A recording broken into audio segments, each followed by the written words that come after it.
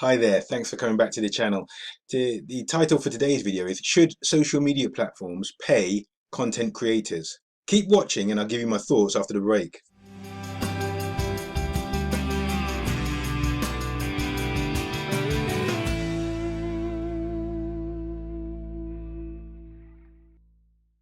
Hi there, before we get into today's topic, if you haven't subscribed already, today's topic, should all social media platforms pay content creators? In recent weeks, there have been some moves from a number of content platforms, social media platforms, and I'll talk about those as we progress through the video, in terms of considering paying content creators. Now, the model is the one that I'm on now. So I'm on, obviously, YouTube. This is my YouTube channel, 13.6 thousand subscribers. Very grateful for all of those. If you're one of those, thank you. YouTube has a model that people are very well aware of. If you've got 1,000 subscribers and you've amassed 4,000 watch hours in a 12-month period, then you can become monetized and then start to run ads before, during, and after your videos. My channel has achieved that status, so you'll see ads, and when you watch those ads, you're supporting me and supporting the channel. Thank you for doing that. It's a very clear model. It gives a commitment to creators in recognition of the fact that YouTube is more or less wholly dependent on what is called UGC, user generated content. If people didn't upload videos, then YouTube wouldn't have a business model because they wouldn't have videos to run ads against. So YouTube recognizes the pivotal role that content creators play on their platform and the success of their platform. And just to give you some figures so that this is not all theoretical, in 2019 YouTube made $15.1 billion from advertising. So YouTube is obviously a very profitable business, and they've been able to use this model of paying content creators very successfully for years and years. Other platforms, so let's go on to LinkedIn. LinkedIn have recently decided to consider paying content creators. And if you look at LinkedIn, and here's my LinkedIn profile, the LinkedIn feed, it is also reliant on content creators, people who are part of LinkedIn. So there's 740 million members of LinkedIn, but only 3 million, so less than 1%, post content on a weekly basis. Now, if you're just posting a quote or an odd sentence, I'm not sure that should justify being paid for that. But if you're creating unique videos and uploading them natively, i.e. straight onto the platform on LinkedIn, and that's something that LinkedIn should definitely consider, because you're helping to increase the level of content on LinkedIn, increase the level of engagement. All of this makes LinkedIn a more dynamic platform, allows them to make more money from advertising, allows them to make more money from advertising for recruitment and recruitment services. So that's really the business model of LinkedIn. So yes, LinkedIn should definitely consider paying its content creators. As I've just demonstrated talking through the YouTube overview, there is definitely the ability to build that in and still be very profitable. It's not just, and I've got a video about LinkedIn considering paying content creators, and I will put that link to that in the description. It's easier if I put them in the description. So that's LinkedIn. Twitter. Now here's my, I did a quick poll, but let's go to my profile on Twitter. So my profile on Twitter is here. So I've got almost 21,000 followers. Twitter is also considering, and just to give you a bit of context around Twitter, Twitter has been around 300 million to 350 million monthly active users for quite a few years now. So it's, I think the current figure is around 340 million monthly active users. So there's not that growth that there used to be when Twitter was new. All social media platforms, all of the social media platforms that I'm going to discuss, apart from one, are in what we could call the maturity stage of the product life cycle. They're not new anymore. They've experienced growth phases, and now people are, for Twitter is a good example. Lots of people are aware of Twitter, but only a small percentage of the sort of adult population in the UK, for example, use Twitter and have an active Twitter account. It's that contrasts with something like Facebook.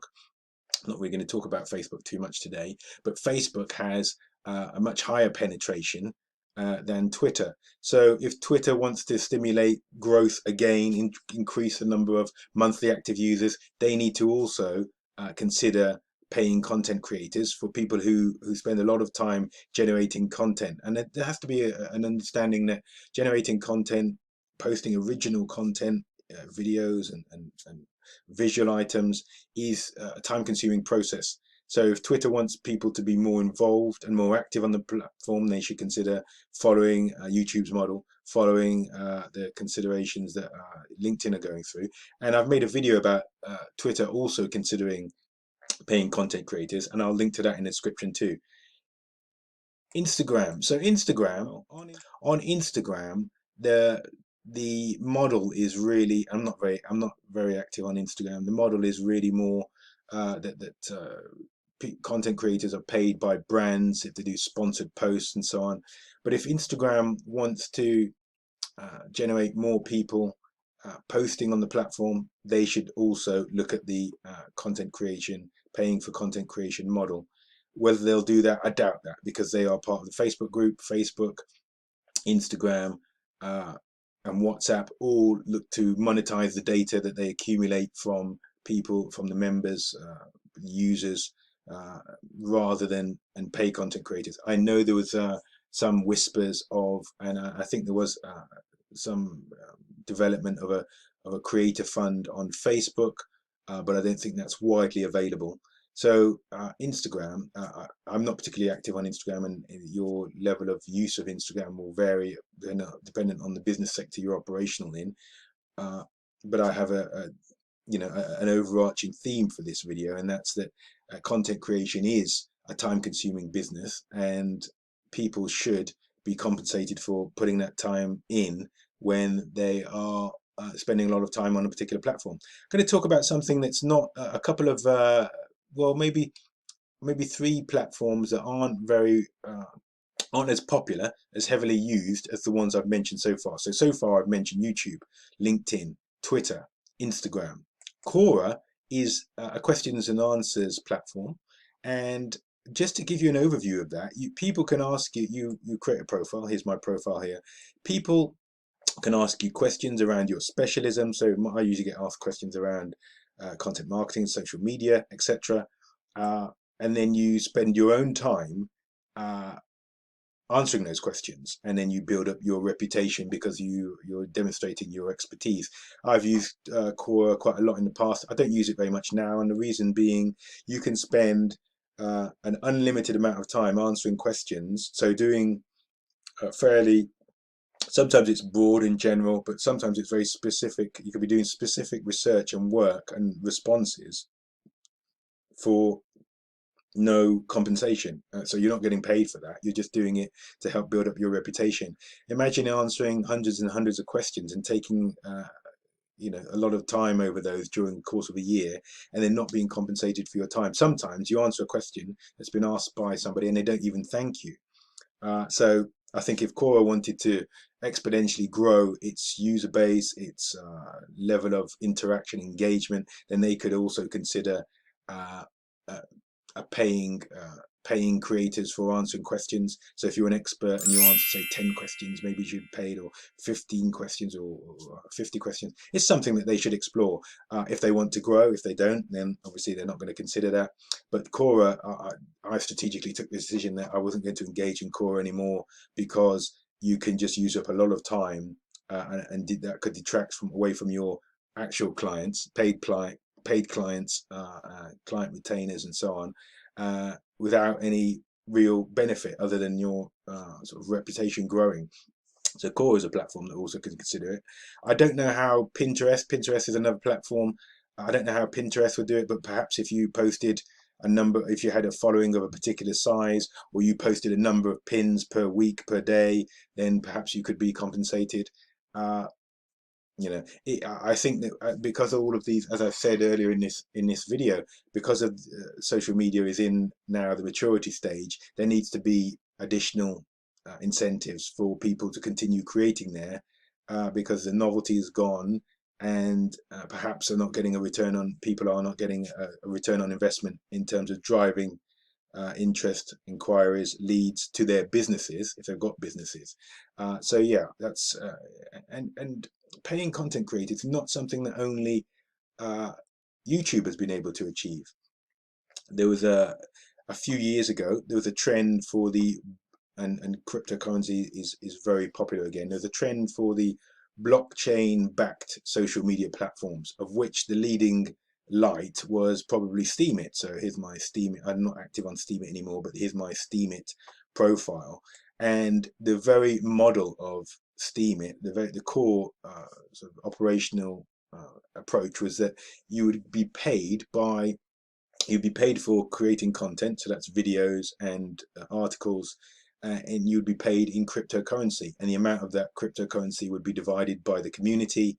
So you'd write a video, you create a video, upload it, and then the community would award you Steem and so you'd be paid in cryptocurrency, which you could either transfer to other cryptocurrencies or you could eventually cash out. So that sort of payment for content creation is not something that can't be done, and it was being done by Steemit. The blockchain-backed social media platforms are not as popular right now as I'm recording in sort of March 2021, but there may be a time for them to re-emerge. Okay, a more recent example of a social media platform that is paying creators is TikTok, of course. So here's my profile on TikTok. TikTok announced in August 2020 Creator Fund, and those people that have 10,000 followers are on TikTok and a number of views, I think it's 10,000 views, can receive payments from the Creator Fund. It's not as the TikTok Creator Fund is not as beneficial as YouTube. So if you are making videos, you're probably better off from a revenue generating standpoint making videos rather than making TikToks. But it's still the model is in place, and it's something that should be considered. Today was really a discussion around how social media platforms should compensate their content creators, because without content creation, they would not be able to function. It's my belief that all social media platforms should bring in a level of compensation, financial compensation, so paying creators for a level of content creation. Now, there are some variables and some limits that need to be set. So perhaps you need to have a certain amount of followers, perhaps your content needs to be of a certain type. But once you've established those rules, I think that's a way for those platforms to go on and grow, and for people to realize that they're not going to spend hours, weeks, months creating content with no reward for it. What do you think? Let me know in the comment section below. Thanks for watching all the way through.